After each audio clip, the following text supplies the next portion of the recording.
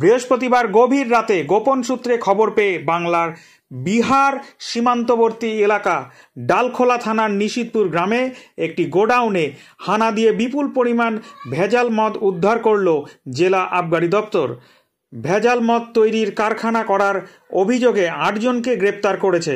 তাদের মধ্যে 2 জন বিহারের বাসিন্দা। ধৃতদের আজ ইসলামপুর মহকুমা আদালতে তোলে আবগারি দপ্তর। বাজেয়াপ্ত 2টি পিকআপ ভ্যান। ঘটনার তদন্ত শুরু করেছে ডালখোলার আবগারি দপ্তর। বিহারে মদ বিক্রি নিষিদ্ধ হওয়ার পর উত্তর দিনাজপুর জেলার বিভিন্ন এলাকা থেকে চোরাপথে বিহারে মদ পাচার হতো। এই মদ পাচার করতে গিয়ে পুলিশ এবং আবগারি দপ্তরের হাতে ধরা পড়েছে বহুবার। বাংলা বিহার সীমান্তবর্তী এলাকা ডালখোলার ভেজাল মদের কারখানা তৈরি হলে বিনা বাধায় বিহার মদ পাচার করা সম্ভব হয়ে থাকে। সেই লক্ষ্যে ডালখোলা থানার নিশিতপুরে ভেজাল মদ তৈরির কারখানা গড়ে উঠেছিল।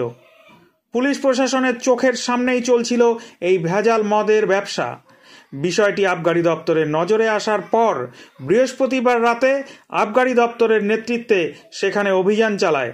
আবগারি দপ্তরের কর্মীরা সেখানে পৌঁছতেই ভেজাল মদ ব্যবসায় যুক্ত কর্মীরা পালিয়ে যাবার চেষ্টা চালায়। আবগারি দপ্তরের কর্মীরা বেশ কয়েকজনকে ধরে ফেললেও বাকিরা পালিয়ে যায়। শেষে পাওয়া খবরে জানা গেছে আবগারি দপ্তর মোট 8 জনকে গ্রেপ্তার করেছে। 1242 লিটার ভেজাল মদ, 500 লিটার কাঁচা স্প্রিট, 5000 পিস ছিপি, 2টি গাড়ি, 3600 পিস হলোগ্রাম বাজেয়াপ্ত করেছে। ধৃত 8 জনের মধ্যে 2 জন বিহারের বলরামপুরের বাসিন্দা বলে জানা গেছে। বিশাল গোডাউন বানিয়ে কিভাবে ভেজাল মদের কারখানা চালাচ্ছিলেন তা নিয়ে সাধারণ মানুষের মধ্যে প্রশ্ন দেখা দিয়েছে। অভিযুক্তদের আজ ইসলামপুর মহকুমা আদালতে তোলে আবগারি দপ্তর।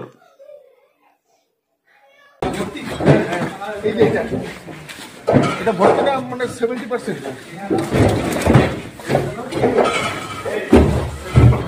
এটা হালকা আছে।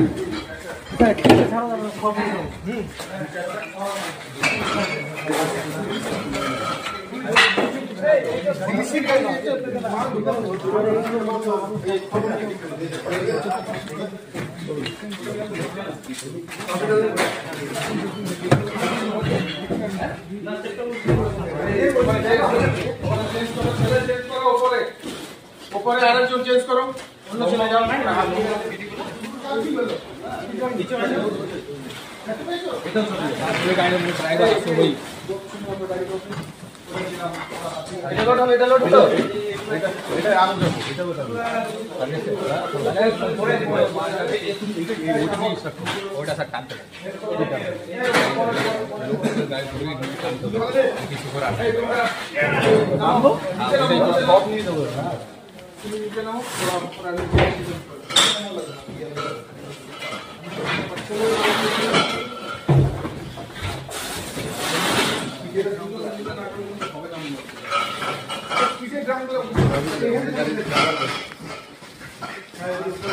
কিসের